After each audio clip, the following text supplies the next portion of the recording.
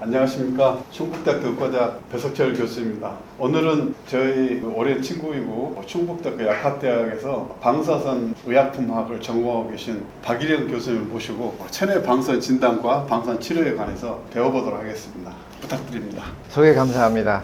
방사선 진단하고 방사선 치료. 사실 방사선 하면은 대부분 우리 국민들은 두려움을 갖습니다. 그럴 수밖에 없는 것이 사실 일본의 히로시마 나가사키의 원폭 사건이 있었고 그에 대한 피해자들이 우리나라 사람들도 많이 있었거든요. 그러니까 당연히 방사선 하면은 두려움을 가질 수밖에 없는데 오늘은 이 방사선이 실제로 암의 치료를 위해서 사용되기도 하고 정확한 진단을 위해서 사용되기도 해서 그래서 우리가 이용할 수 있는 대상인데 어느 정도까지가 괜찮고 어느 정도까지가 좀 걱정을 해야 되는 상황인가 뭐 이런 얘기들을 조금 해드리는 걸로 이렇게 진행을 하도록 하겠습니다. 체내 방사선 진단, 방사선 치료. 진단하고 치료는 좀 다른데요. 체내라고 이렇게 표현을 한 이유는 방사선 동위원소를 우리가 혈액 안으로 집어넣어서, 그러니까 주사로 집어넣고, 그런 다음에 그 원하는 위치에 간 방사선 동위원소가 거기서 붕괴가 될 때, 거기 방사선이 나올 때, 그 외부에서 그 방사선을 찾아서 디텍터를 검출을 해서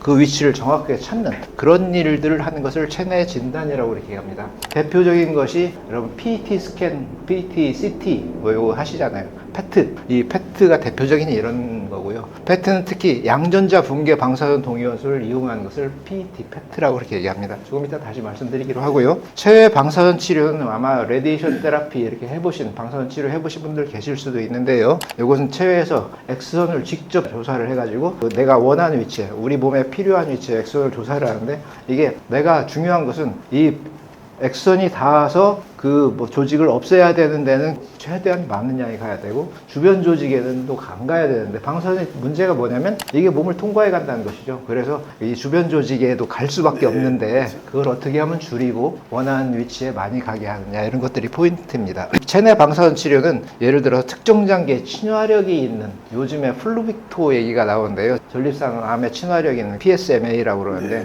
표면 항원에 가서 들러붙어서 거기서 뭔가 이렇게 방사선을 방출을 해서 그래서 뭔가 조직을 죽이는 암을 없애는 그런 데 사용하는 것 이런 것들을 체내 방사선 치료라고 합니다. 예전에는 갑상선 암에 이런 치료들을 했었고요. 지금은 이제 전립선 암에도 이게 확대된 상황입니다. 방사선이기 때문에 먼저 방사선 말씀을 좀 드릴 수밖에 없는데 가볍게 그냥 얘기하고 넘어가요. 알파선 다 알죠. 베타선, 감마선 다 압니다. 그런데 베타선은 우리가 베타 마이너스 전자선이죠. 이건 마이너스 하전을 띄고 있는 것을 베타 마이너스라고 하는데 베타 플러스가 있습니다. 이걸 트론이라고 얘기합니다. 그래서 PET는 포지트론을 사용을 합니다. 다시 한번 말씀드릴게요. 알파선은 이게 덩치가 큽니다. 당구공이라고 생각하시면 되고요. 베타선은 가벼워요. 이거 전자이기 때문에 이건 탁구공보다도 가볍다고 생각하시면 되겠습니다. 알파선은 무겁고 충돌 확률이 높습니다. 크니까 가서 부딪히는 데가 많아요. 그러니까 비행거리가 짧습니다.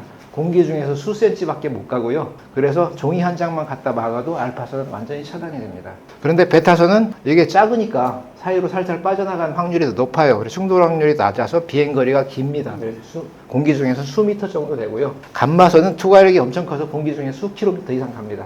그러니까 원폭이 터지면 멀리까지 그냥 다 가는 거죠. 다만 그러다 보니까 비행거리가 짧은 것은 단위 진행거리당 에너지 전달량은 매우 큽니다. 그 근처에 있는 거 다 따닥닥 작살내는 거예요. 만나는 거는 다 죽는다고 봐야죠. 그렇죠. 다 끊어내고 막 툭툭툭 쳐냅니다. 베타선은 비행거리가 길어서 얘보다는 에너지 전달량이 작습니다. 그리고 투과성도 얘는 조금 있는 편이고요. 얘는 투과성이 거의 없고요. 그러니까 바꿔서 얘기하면 알파선 같은 경우는 피부에 직접 발라지지 않으면 옷 위에 있어도 내 몸에 유해를 주지 못하는 겁니다. 근데 베타선은 그렇지는 못하고 옷 위에 있어도 안에까지는 좀 갈 수 있는 정도죠. 그 다음에 감마선은 아무리 멀리 있어도 지나갈 수 있는 거고요. 그렇게 생각하시면 됐고요. 그러다 보니까 얘는 에너지를 전달량이 매우 크고 얘는 중간이고 얘는 에너지 전달량이 굉장히 작다. 그래서 진단하기 위해서 우리가 엑스선을 사용하거나 감마선을 사용할 때 실제로 내 몸에 주는 유해는 훨씬 양이 적다. 감마선이 갖고 있는 에너지를 다 쓰는 게 아니고 전부 그냥 대충 다 통과하고 일부만 내 몸에 들어오는 거니까 내 몸에 반응한 것만 그게 나한테 유해가 되는 거라고 생각하시면 되겠죠. 그래서 그런 정도로 생각하시면 되고 포지트론을 얘기 안 할 수가 없는데 PET를 설명해야 되기 때문에 포지트론은 양전자하고 음전자 베타 마이너스하고 동일합니다. 완전히 동일한데 하전만 반대예요. 그래갖고 얘는 핵에서 이런 포지트론 붕괴를 하거든요. 하거든요. 양전자 붕괴를 하면은 양전자가 튀어나옵니다. 그런데 플러스하고 마이너스는 항상 너무 좋아하죠. 그렇기 때문에 나오는 순간 궤도에 있는 마이너스 전자하고 부딪혀갖고 같이 소멸이 됩니다. 없어집니다. 그러면서 양쪽으로 감마선 두 개가 이렇게 튕겨나오거든요. 소멸 방사선이라고 하는데 궤도 전자와 즉시 충돌해서 180 방향으로 두 개의 감마선을 댑니다. 그래서 요걸 이용하는 겁니다. 조금 이따 다시 말씀드리기로 하고요. 방사선을 그러면 이게 우리가 뭐 PET도 하고 무슨 체내에다 방사선 동위원소를 집어넣으면 아이고 얼마나 무서워 뭐 이렇게 생각하실 텐데요. 방사선이 생체에 어떤 영향을 주느냐 잠깐 말씀드리기로 하겠습니다. 생체 분자에 뭐 여러 가지죠. 단백질 뭐 이런 거에 충돌을 하면은 이온화시키거나 라디칼화시키거나 라디칼 시킨다는 얘기는 완전히 한 두 개를 뚝 자른다는 뜻입니다. 그래서 정상 분자가 손상이 되는데요. 그런데 우리 몸에는 실제로 이런 손상된 분자들이 많고요. 이런 것들을 회복하는 그런 기능들이 있습니다. 주로 단백질이나 이런 것들은 없애버리고 다시 만들면 돼요. 아무 문제가 없고요. 문제가 되는 것들은 DNA인데 그러니까 유전자의 경우가 문제가 되기 시작하면 유전자가 잘못되면 문제가 되니까요. 근데 유전자도 복구하는 효소들이 굉장히 많이 있습니다. 여러 가지 효소가 있고요. 중간에 끊어진 거 붙이는 거, 두 개가 끊어진 거 다시 붙이는 거 여러 가지가 있어서 걔네들이 대부분 복구를 해납니다. 그리고 회복을 하거든요. 그래서 일부 방사선들은 조금 있는 정도는 우리 몸이 다 견디고 넘어갑니다.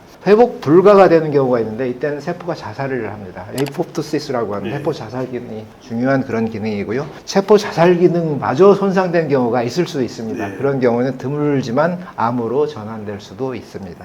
그래서 이게 무서운 거죠. 이렇게 되는 것이 혹시나 이렇게 되면 어떻게 되냐라고 무서운 거죠. 방사선에 의한 급성 장애는 0.5 시버트, 시버트라는 것이 사람 이름인데요. 이 방사선이 우리 몸에 얼마나 위해한가, 얼마나 안 좋은가를 나타내는 단위로서 0.5 시버트면 500mS입니다. 이 정도가 급성 장애가 발달선 양의 하한치입니다. 이 이하에서는 급성적으로 어디가 문제가 되거나 그런 일은 안 생깁니다. 그런데 이 위가 되면 40버튼 기억해 주시면 좋겠어요. 이게 골수 증후군으로 이게 사람이 LD50라고 하는데요. 1개월 내에 사망할 확률이 50%가 됩니다. 그래서 50%의 사람들이 사망할 확률이 40버튼. 10버트 단위가 되면 야 이건 문제가 있다, 위험하다라고 생각하시면 되겠습니다. 0.5시버트 이하에서는 급성장애는 나타나지 않는데 성장애는 생길 수 있습니다. 0.1시버트, 100mS일 때 그럴 때 발암 확률이 0.5% 증가한다고 대체적으로 학술적으로 인정을 하고 있습니다. 그래서 이 시버트는 시료혈량이라고 하는데요. 인체에 대한 영향을 나타내는 방사선량입니다. 방사선량을 나타내는 단위가 여러 가지예요. 근데 이것만 말씀드리고 말게요. 다른 게 하도 복잡하니까. 근데 이런 그 방사선에 노출될 때 예를 들어서 이 노출량이 1년에 걸쳐서 노출되는 경우도 있고 누적. 한순간에 노출될 수도 있는데 우리 몸에서 그 효과가 그것도 뭐 설량 효과, 뭐 시간 효과 여러 가지 효과를 얘기하는데요. 시간이 천천히 오랜 기간에 서서히 받는 것이 오히려 낫습니다. 왜 그러냐면 그 안에 우리 몸이 회복할 수나 회복하는 기능들이 있다 있잖아요. 복구할 수 있는 시간을 받거든요. 한꺼번에 받는 것보다 순식간에 받는 것보다 서서히 받는 것이 우리 몸은 그걸 복구할 수 있는 시간을 가져서 훨씬 유리합니다. 그래서 1년에 걸쳐서 누적 선량이라고 하는데요. 누적 선량이 1년에 걸쳐서 받는 거하고 한순간에 받는 거고 어느 것이 더 위험하냐? 한순간에 받는 게 조금 더 안 좋습니다. 그럼 여기 있는 이 선량은 이건 한순간, 1년에 걸친 이건 한순간입니다. 한순간인가요? 한순간에. 한순간에. 여기도 한순간. 네. 우리가 방사선이 우리 근처에 있느냐 없느냐가 말이 많은데요. 사실은 방사선이 굉장히 많습니다. 예전에 라돈 침대 사건도 있었고, 뭐 후쿠시마 사건도 있었고, 뭐 여러 가지 사건이 있었는데 사람들이 방사선 소리만 나면 막 벌벌 떨어요. 근처에 우리 근처에 절대 오지 마라 그러는데 사실은 안 그렇습니다. 이게 북반구에 있는 그 태평양에 북반구 태평양 북태평양에 1960년부터 90년도까지 트리티움입니다. 삼중수소가 얼마나 존재하느냐.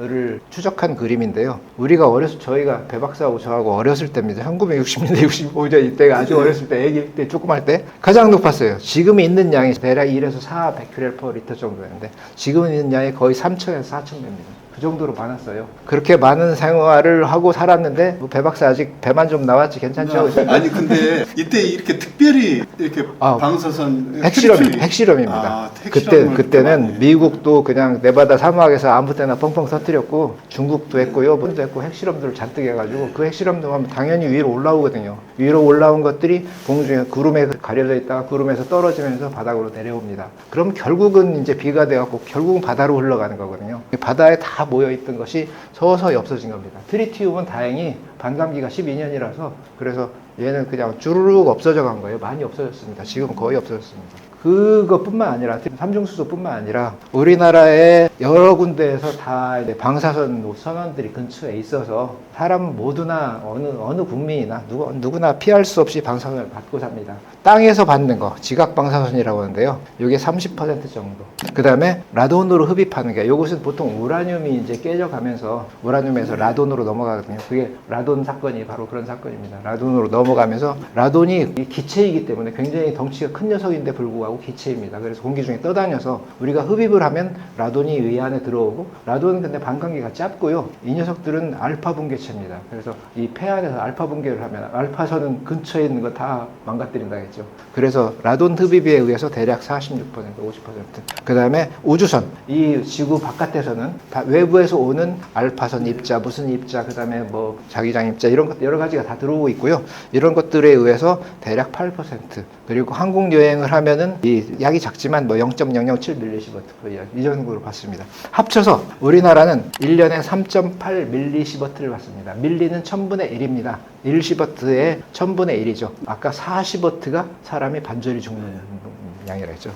이제 작은 양이긴 하지만 1년에 걸쳐서 받고요. 어쨌든 우리나라 이건 피할 수가 없습니다. 우리나라에 살고 있는 이상 피할 수 없고요. 우리가 여기인데, 한국이 여기인데요. 우리보다 좀 작은 데도 있지만 스페인, 스웨덴, 핀란드 이런 데는 우리보다 훨씬 큽니다. 그래서 훨씬 많은 데도 있고요. 고산지대에 가면 우주선에 대한 영향을 좀 많이 받고요. 비행기를 타고 다니면 당연히 있기 때문에 외부에서 들어오는 우주선에 의한 영향이 많습니다. 그래서 정상인의 받는 양보다 비행기 승무원들은 대략 2배량의 방사선을 받고 삽니다. 그러니까 이 그림을 보면은 여기 있는 약 그 1년에 3ml 정도는 그냥 우리가 그렇게 노출돼서 살고 있다는 거네요. 그건 피할 수도 없고 그건 걱정할 일도 아니에요. 걱정해서 될 일도 아니고. 방사선이 안 좋은 건 사실이지만 이제 우리 몸이 이 정도는 충분히 그렇죠. 방어하고 그럴 수 있다. 여태 그렇게 살고 왔고요. 사실 이 자연 방사선은 고대에 더 많았습니다. 왜 그러냐면 지구가 생성되고 나서 여러 가지 방사선 동위원소가 같이 생성됐을 텐데 얘네들이 반감기에 의해서 점점 없어져 가고 있거든요.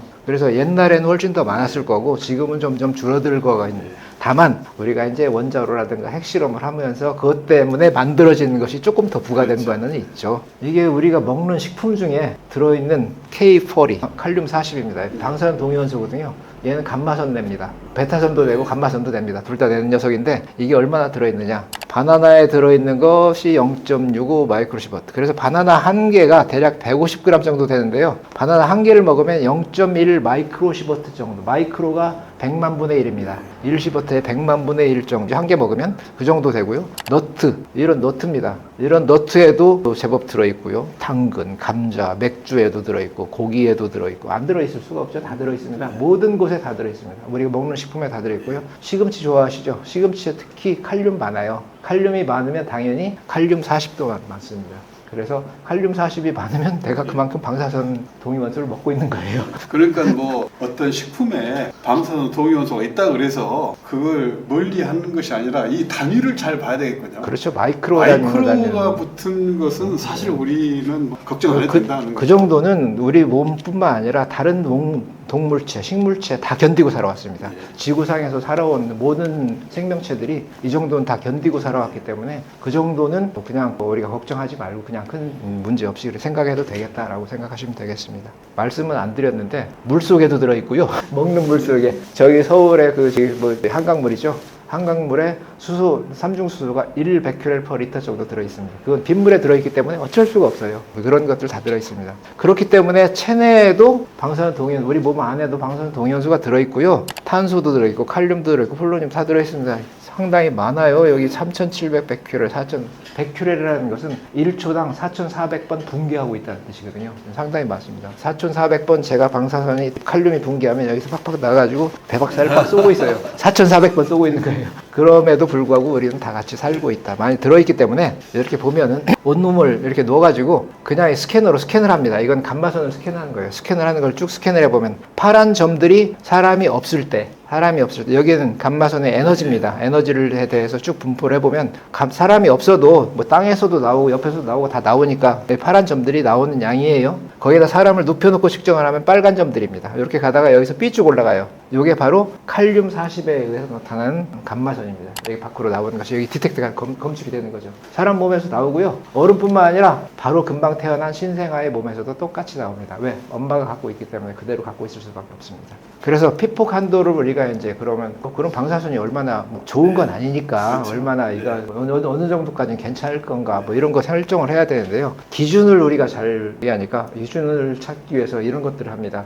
예전에 그 후쿠시마나 이런 데서 이 일이 생겼을 때 사람들이 얼마나 유해가 있었느냐, 얼마나 문제가 있었느냐 이런 것들을 다 이제 한번 조사를 하고요. 자연 방사선을 조사를 합니다. 그러면 의료의 일반인 자연 방사선 이건 세계 평균입니다. 우리나라는 이것보다 높아요. 3.9입니다. 세계 평균이 2.4고 항공기 승무원이 대략 2배 정도 되고요. 의료용 인공 방사선 이건 아까 말씀드렸다시피 가슴 사진을 한번 찍을 때 대략 0.1에서 0.3 밀리시버트 정도를 받게 되고요. CT나 PET라면 10에서 30 밀리시버트 정도를 받게 됩니다. 상당히 많죠. 이것의 요거의 몇 배입니까? 벌써 4배, 5배 이렇게 되잖아요. 이렇게 받습니다. 이건 한 번에 받는 거고 이건 1년에 받는 거. 아까 말씀드렸다시피 시간에 오래 걸쳐서 받는 게 오히려 낫다라는 말씀 드렸었죠. 그러면 이거는 이제 한 번에 받는 거니까 예를 들어서 우리가 일반적으로 노출되는 뭐 1년에 3mS에 대해서 한 10배 정도 되는 그렇죠. 거를 한 번에 받으니까 약간 좀 걱정할 한 될수 부분이 있는 있다. 거죠. 걱정할 네. 부분이 있다라고 생각하시는 게 맞습니다. 그래서 이 이제 일반인에 대한 노출 기준을 설정을 하는데 이건 권고 사항입니다. 급성장애 발단선량의 하한치가 500ml, 0.5시버트거든요.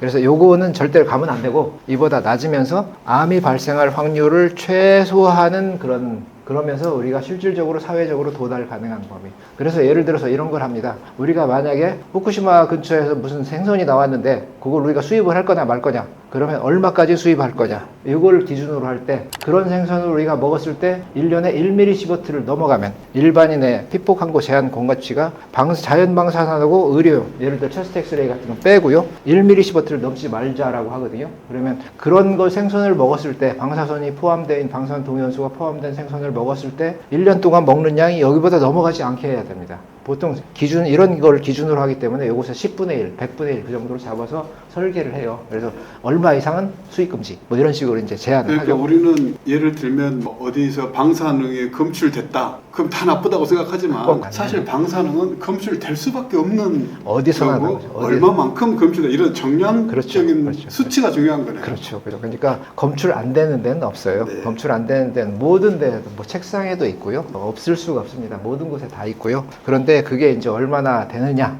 양이 문제죠. 그런데 일반인의 경우는 이렇게 했지만 방사선 관련 종사자 예를 들어 원전에 한다든가 방사선 동위원소를 가지고 무슨 일을 한다든가 연구를 한다든가 이런 분들은 이렇게 제한할 수가 없어요. 이렇게 제한하면 일을 못하기 때문에 그래서 20mS/2로 제한을 합니다. 그렇지만 이 방사선 동위원소를 쓰는 사람들은 항상 모니터링을 하고요. 그걸 국가에서 계속 관리를 합니다. 이거 넘어가면 더 이상 그 일 못하게 이렇게 합니다. 그런 식으로 이게 제한 권고치다라는 정도, 그 정도. 자, 그러면 밀리시버트 단위 2여 이 정도가 제한 권고치다. 네. 그 다음에 마이크로시버트 정도면 별로 걱정 1000분의 1이니까. 1000분의 1이고 마이크로는 100만 분의 1이니까 이 단위를 예. 주의해서 볼 필요가 있겠습니다. 크게 이 정도 되면 뭐 100만 분의 1이면 네. 크게 문제 안 될 수도 있다 정도로 생각하실 수 있겠습니다. 실제로 우리가 잘 모르고 방사선을 받고 살아요. 그걸 제가 다시 확인해 드리는데 이게 0.1 마이크로시버트 0.098이라고 썼지만 0.1 마이크로시버트라고 생각하시고요. 바나나 한 개 드실 때 바나나에 칼륨 들어있거든요. 그 칼륨 때문에 생기는 우리 인체가 받는 방사선이 0.1 마이크로시버트입니다. 그 다음에 공항 검색 때, 뭐 공항 들어가면 이게 하잖아요. 검색 한번 할 때 그때 받는 양이 0.25 마이크로시버트 정도입니다. 물론 정확하게 이건 아니고 이보다 좀 작기도 하고 뭐 그렇긴 합니다. 그 다음에 치과에 가도 요즘 CT를 해요. 여기서부터 이렇게 돌려가지고 하는데 그렇게 치과 CT 한번 할 때 하는 양이 5에서 10 마이크로시버트 정도입니다. 그런데 유방 촬영을 하거나 유방암 뭐 이런 거 촬영하거든요. 촬영을 하거나 이럴 때는 좀 많아져요. 유방 촬영은 대략 0.4에서 0.6 그러니까 0.5 밀리시버트 정도 된다고 보시면 되고 그 다음에 예전에는 그 바륨 설페이트였는데 조영제를 먹는 게 있어요. 하얀 죽같이 생긴 거 그걸 먹고 그 다음에 이렇게 누워있으면 사진을 찍어가지고 뭐 이제 시간에 따라서 내려가는 걸 보고 뭐 위는 괜찮네, 뭐 12장 어쩌네, 이런 거를 보는 그런 방법이 있거든요. 그런 거 촬영할 때 사실 촬영이 한 번이 아니고요. 시간에 맞춰서 이게 내려가는 거에 따라 착착착 여러 번 찍거든요. 그렇기 때문에 이때 2에서 7mS 정도를 받습니다. 말씀드린 것처럼 전신 CT나 PET 촬영 한 번에 대략 한 30mS 정도. 이게 그 부분 CT를 하면 10mS까지 줄어들 수 있고요. 그리고 요건 아까 말씀드렸다시피 자연방사선량, 항공기 승무원량이고요. 40W는 위험한 거다. 그래서 제가 이렇게 얘기합니다. 마이크로 시버트는 그냥 넘어가라. 마이크로 시버트는 걱정하지 마세요. 밀리 시버트가 되면 조금 이거 계속 할 건 아니다. 그렇지만 꼭 해야 된다면 피할 일은 아니다. 이걸 내가 받음으로써 얻는 이익이 더 크다면, 진단하기 위해서 진단을 잘 해낸다든가 그런 이익이 크다면 피할 일은 아니다 라고 생각을 하시고요. 시버트가 되면은 도망가는 게 좋다 라고 얘기를 합니다. 그런데 암을 치료할 때는 시버트 단위까지도 사용을 합니다. 왜? 암 조직을 죽여야 되기 때문에, 죽여서 없애야 되기 때문에. 전신으로는 아닙니다. 해당 조직만, 거기 집중적으로 그 점에만 시버트 단위 방사선이 도달하도록 그렇게 설계를 합니다. 이건 예전에 감마선을 가지고 얘기한 건데, 체외에서 주로 뭐 테크네티움 99M이라든가 이런 걸, 이런 가선을 투여를 해가지고 그 다음에 체외에서 나오는 감마선을 측정을 합니다. 그 다음에 요거 CT하고 같이 해가지고 CT도 측정하고 이것도 측정을 합니다. 이렇게 이제 바깥에서 척척척척 측정을 해가지고 거 똑같이 CT하고 똑같아요. 그런데 거기서 측정하는 요 가운데가 이게 감마선에서 의해서 얻은 감마선 사진입니다. 요건 잘 보이긴 하는데 뇌 모양이 좀 잘 안 보이죠. 뇌 이 뼈에서는 감마선이 안 나오니까 뼈는 잘 안 나오고 안에 있는 그 내용물에서만 나오게 됩니다. 그런데 그거를 CT하고 같이 연결해서 CT에다가 같이 덮어 씌우면, 그러면 이제 뇌 안에서 어느 위치에 뭐가 어떻게 됐는지, 어떤 것들이 더 많이 있는지 없는지, 이런 것들을 우리가 알 수 있는 방법이 처음에 이런 감마선언을 이용해서 측정하는 방법들이 개발이 돼서 사용이 되다가 지금 현재 와서는 PET로 넘어갔습니다. PET가 좋은 점이 뭐냐면 양전자 붕괴를 하기 때문에, 양전자 붕괴를 하면 양쪽으로 감마선이 두 개가 나오거든요. 그런데 이 앞에처럼 이렇게만 측정하면, 만약에 여기 감마선언이 있다 그럼 여기서만 나오는 게 아니고요, 옆에서도 나오고 옆에서도 나오고 내 몸에서 다른 데서도 나오고, 아까 칼륨 때문에 나온다고 했죠. 그런 것들이 다 방해를 합니다. 그래서 사진이 흐릿해져요. 원하는 위치에만 아니라 다른 데 것도 나오고, 그래서 그걸 막을 수 있는 것이죠. 얘는 여기서 만약에 양전자 붕괴를 하면 양쪽으로 감마선이 나오기 때문에 검출기를 삥 둘러서 360도로 검출기를 만들어 놓으면, 그러면 양쪽으로 탁 나와서 양방에서 동시 개수가 될 때만 참 개수로 인정을 합니다. 이 중에 하나만 개수되는 것들은 그건 가짜로 보는 거죠. 그러면 다 잡음을 싹 제거할 수 그렇죠. 있는. 잡음을 싹 제거하고 나오는 위치, 정확하게 양전자 붕괴되는 위치만 찾을 수 있는 것이죠. 그래서 훨씬 유리합니다. 정확한 위치를 확인이 가능하고요. 이런 방식으로 하는데, 이게 이 기계입니다. 이게 이게 두 개짜리도 있고 하나짜리도 있고, 그런데 내용은 비슷해요. 내용은 비슷하고 이 안에 역시 마찬가지로 텍터가 있고 뱅뱅뱅 돌아가고 합니다. 침대는 당연히 안으로 들어갔다 나왔다 하고요. 그러면서 안에 내부를 조사를 하면서 거기서 나오는 것들을 측정하면 실제로 이 안에 들어있는 양전자의 분포도를 측정해낼 수 있어요. PET 중에서 가장 많이 사용하는 것이 아마 암 진단할 때 18FDG라고 하는데 플루데옥시 글루코즈입니다. 포도당이에요. 포도당에 이 위치에 원래 OH가 붙어 있어야 되는데 그거를 양전자 붕괴가 하는 방사선 동위원소로 바꿔 집어넣은 겁니다. 그러면 무슨 일이 생기냐면, 정상적으로 포도당이 세포 안에 들어가가지고 일단 에너지가 되려면 얘네들이 부서져야 되잖아요. 부서져 가는 과정에 한 번은 인산이 붙고 두 번 인산이 붙고 뭐 이래야 계속 진행이 되는데, 두 번째 인산이 붙을 자리에 가서 얘가 막혀 있어요. 그래서 더 이상 진행되지 못하고 이 안에 들어 있습니다. 그런데 인산이 붙었기 때문에 처음엔 얘는 하전이 없어요.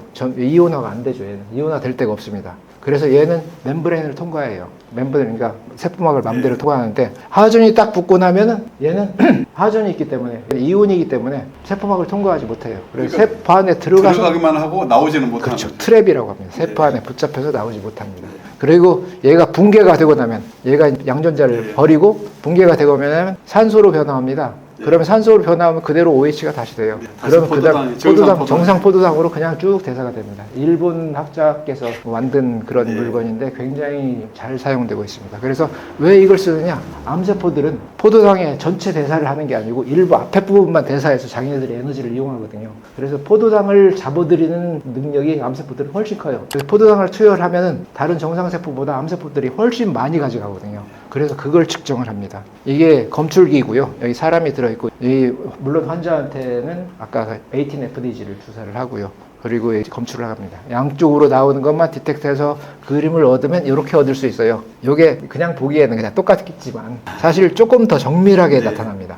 정밀하게 나타나고요. CT하고 그걸 합쳐서 집어넣으면 훨씬 정확한 위치들을 찾을 수 있고요. 그래서 정확한 위치에 어느 문제가 있는 조직이 있다는 걸 알 수 있는 것이 PET입니다. PET하고 CT를 보통 같이 합니다. PET하고 MRI를 같이 하는 경우도 있어요. 뇌의 경우는 특별히 MRI가 아까 더 잘 보인다고 그렇게 말씀드렸었잖아요. 그렇기 때문에 이 PET하고 MRI하고 합쳐서 그림을 얻으면은 뇌의 문제, 뭐 뇌출혈이라든가 이런 것들을 훨씬 더 또 뭐 문제가 있다든가 것들을 잘 알 수 있습니다. 이것은 그 파킨슨 질환을 진단하는 그런 방법인데요. 요즘에는 이것보다 좀 더 나은 물건을 쓰기도 합니다. 이게 도파라고 하는 그런 물질인데요. 이게 파킨슨이 있으면 도파란 물질을 투여하고 얘네들이 가는 위치가 여기 이 위치에 가거든요. 이게 정상인의 경우입니다.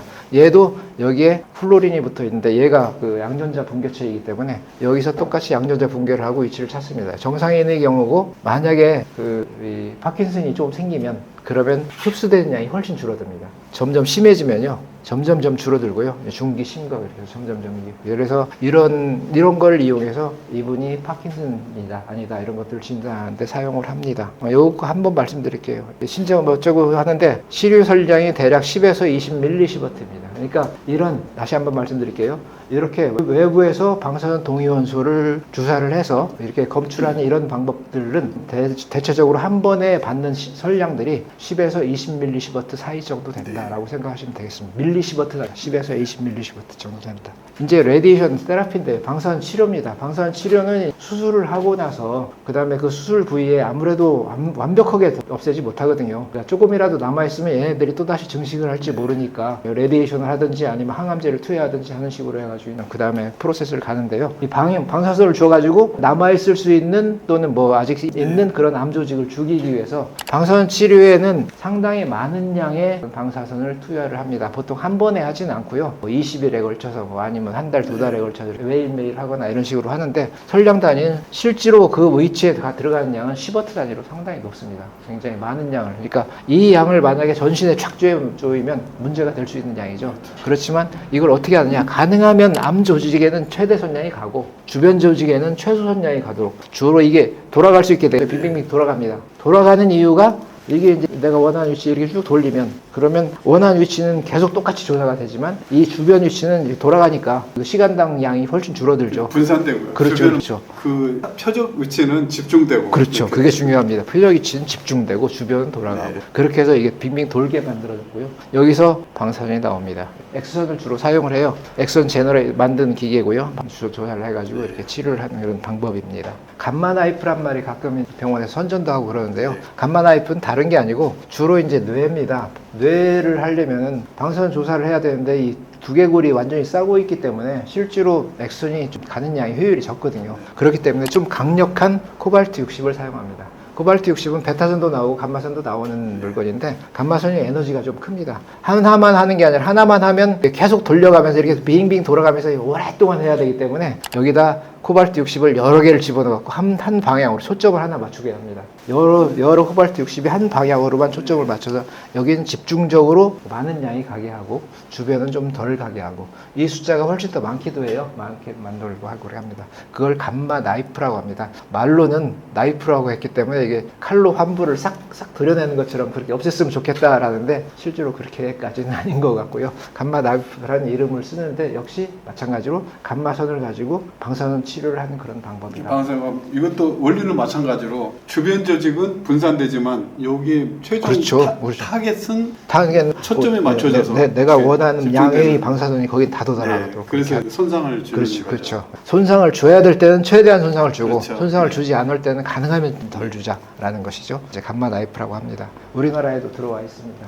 그 다음에 양성자 치료하고 그 다음에 중입자 치료. 이제 뭐 신문에 보면 뭐 꿈의 중입자 치료 뭐 이런 말들이 나오는데 뭐 꿈일 수도 있고처럼 뭐 좋을 수도 있고요. 꼭 어떻게 보면 꼭 그렇지 않은 면도 있습니다. 그걸 좀 말씀드리고자 하는데요. 이것이 거리에 따라서 이건 체내의 깊이입니다. 우리 조직 안에 들어가면서 여기 이 빨간 것이 중입자입니다. 중입자는 탄소 원자핵이에요. 탄소. 그러니까 원자량이 12입니다. 상당히 무거운 물건이고요. 양성자는 수소 원자핵입니다. 질량이 1입니다. 12배 무겁고 그 다음에 얘네들은 입자가 아니죠. 엑선은 그냥 엑스레이 튜브에서 나오는 거고요. 감마선은 방사선 동위에서 아까 코발트 같은 데서 나오는 겁니다. 얘네들이 이 체내를 통과하면서 중간중간에 얼마나 그 에너지가 떨어지는 에너지를 잃어버리느냐 주느냐 하는 그림입니다. 에너지를 잃어버린다는 거하고 지나가는 경로에 손상을 준다는 건 같은 말이죠. 똑같은 거죠. 네. 그만큼 잃어버린다는 얘기는 거기에 막힌다는 뜻이고 그렇죠. 막힌다는 얘기는 거기에 에너지를 줘서 자기 에너지가 줄어들었다는 뜻이죠. 그렇죠. 그러니까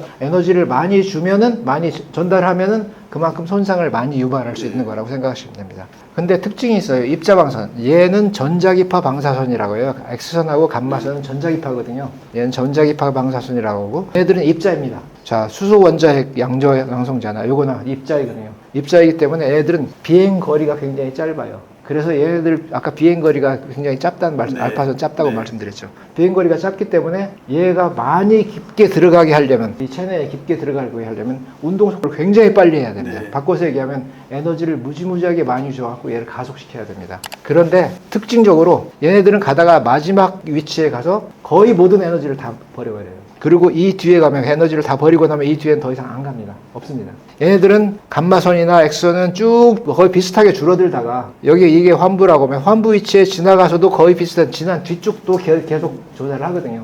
그런데 얘네들은 쭉 가서 원하는 위치에서 완전히 없어지고 그 전에는 에너지가 줄어드는 양이 적고 환부 위치에서만 급격하게 에너지가 많이 줄어듭니다. 이 그림은 약간 과장된 그림이긴 한데요. 그래도 어쨌든 이 전체적인 평양이 이런 파란색과 검정색 선은 이 선이 지나가는 경로를 다 손상을 주지만 그렇죠. 여기 중입자나 양성자는 경로에는 손상을 거의 주지 않고 손상을 적게 주고 그 다음에 최적에 가서 왕창 손상을 주는 에너지를 쏟아낸다. 그래서 좋다고 얘기를 하는 겁니다. 그래서 양성자 치료나 중입자 치료가 그런 면에서 그 유리한데요. 질량이 크고 조직 깊이는 침투하지 못합니다. 그래서 기껏 해봐야 한 10cm에서 15cm 더 이상 지금 아직은 못 들어가요. 그래서 전립선암이라 이런 것들 피부 가까이 있는 데서 이렇게 할 수 있는 것들은 지금 치료가 가능하는데 체내에 깊이 들어가 있는 안쪽으로 뼈로 가려져 있다든가 이러면은 아직 사용할 수가 없습니다. 입자 가속을 시켜야 되기 때문에 장비가 굉장히 크고 그다음에 비쌉니다. 그래서 당연히 이게 뭐 비용이 고가일 수밖에 없어가지고 좀 많이 부담스러운 그런 방법이긴 하죠. 이게 양성자 치료의 국립암센터에 들어있는 양성자 치료 기기입니다. 이것도 역시 마찬가지로 환자가 있으면 이렇게 쭉 돌아가면서 이렇게 측정할 수 있어요. 이게 돌아가는 그 방식이거든요. 측정이 아니죠. 조사를 합니다. 그래가지고 치료를 하는 그런 그림이고요. 이거 뒤에가 이 정도로 입자 가속기가 잔뜩 들어있어요. 이게 뭐 선형 입자 가속기, 그 다음에 회전시키고 선양 입자 가속기 이런 것들인데요. 입자 가속을 팽팽팽팽 시켜갖고 굉장히 빨리 만든 다음에 때려줘야만이 피부 안으로 들어갈 수 있거든요. 이런 장비를 유지하려면 안에는 진공이어야 됩니다. 진공이어야 되고 온도 같아야 되고 어쩌고 저쩌고 뭐 전기 계속 쓰고 이러니까 유지 비용이 엄청나게 많이 듭니다. 그러니까 비쌀 수밖에 없어요. 중입자 치료는 요즘에 최근에 도입이 됐는데 아마 연대일 겁니다. 연세될 텐데 중입자 치료 이렇게 할 수 있는 방법이 있거든요. 탄소이기 때문에 입자가 더 무겁기 때문에 가속시키는데 더 힘이 많이 들고 에너지가 많이 들고요. 역시 치료 효과는 중입자이기 때문에 마지막에 가서 가장 효율적으로 치료할 수 있다. 같은 얘기고 요건 이 연대 중입자 치료기에 들어있는 사이클로트론이라고 합니다. 사이클로트론이 이렇게 빙빙 돌면서 입자를 가속시킨 다음에 갖다 표적에 때려주는 그런 일들을 합니다. 그래서 이런 걸로 암을 치료하는 방사선 치료 방법이라고 생각하시고요. 입자 가속 장치는 적어도 그 입자가 지나가는 경로에 대해서는 손상을 덜 입히고 그렇죠. 최종적인 표적, 암 조직에 큰 손상을 줄 수 있는 좀 더 많이 줄 수 있다. 훨씬 더 많이. 발전된 기술이 그렇다고 봐야죠. 근데 이제 적용 범위가 좀 제한적일 수 있겠네요. 그렇죠. 지금은 가속을 많이 시키려면 에너지가 너무 많이 드니까 그래서 이 가속을 시킨다고 해도 이게 들어가는 양이 도달 거리가 짧아서 피부에 가까운 때는 뭐 좀 할 수 있지만 피부에 깊은 부분은 하기가 좀 어렵다는 게 단점이고 뼈에 가려져 있는 부분도 좀 뼈에 있으면 보통 거기를 피하도록 이제 컴퓨터로 설계를 합니다. 네. 설계를 피해서 이렇게 하도록 설계를 하는데 그럼에도 불구하고 많이 가려져 있으면 하기가 좀 나쁘죠. 그래서 그런 단점이 아직은 있다라는 정도 생각하시고요. 그리고 비용이 너무 많이 들기 때문에 어떻게 보면 이렇게도 얘기할 수 있어요.